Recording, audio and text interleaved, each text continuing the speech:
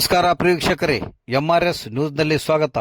Hubballi ಶಹರದ ward number 76 N A ನಗರದಲ್ಲಿ ರಸ್ತೆ ಕಾಮಗಾರಿ ನಿಮಿತ್ತ ಭೂಮಿ ಪೂಜೆ ಕಾರ್ಯಕ್ಕೆ ಆಗಮಿಸಿದಂತಹ ಈ ಭಾಗದ ಶಾಸಕರು ಹಾಗೂ ಸಚಿವರಾದಂತಹ ಪ್ರಸಾದ್ ಅಬ್ಬಯ್ಯನವರು ಭೂಮಿ ಪೂಜೆ ನೆರವೇರಿಸಿದರು.